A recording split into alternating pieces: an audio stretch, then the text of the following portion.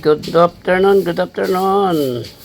Mga kalakwatsero, magluluto tayo ng ano guys, binayabasan.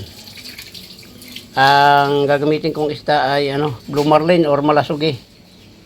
Yan, sasalang natin ito guys para kumulo ng kumulo yung bayabas bago natin yan durugin.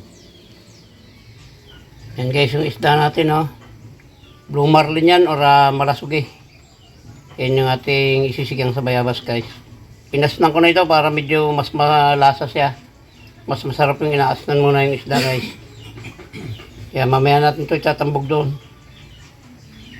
sa kumukulong bayabas.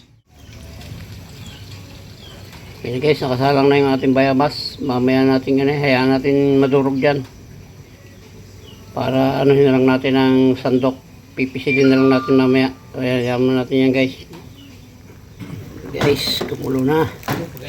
Durog na yung ating bayabas. Lalagyan natin ng paminta para may anghang ng konti.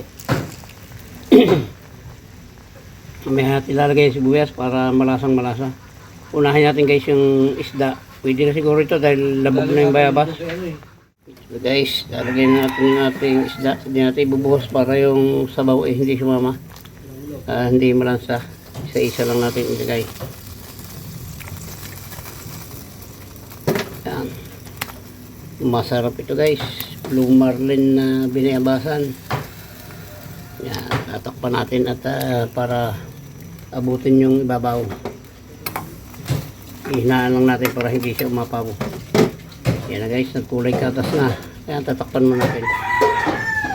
Guys. Lagyan natin yung ating sili at saka sibuyas. Maya ilalagay natin yung ating kangkong. Kangkong lang guys ang gulay natin. Ayaw ko nang may ibang gulay. Hindi naman ako mahilig pati sa gulay. Yan. Maya ilalagay natin yung kangkong. Yan guys. Lagay natin yung ating kangkong.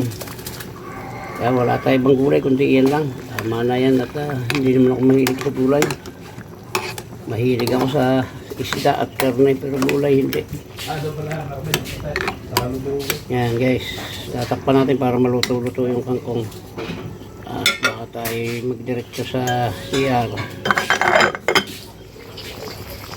Yan na, okay nito guys. At mainit naman yung sabaw. Maluluto na ito. Malalabog naman.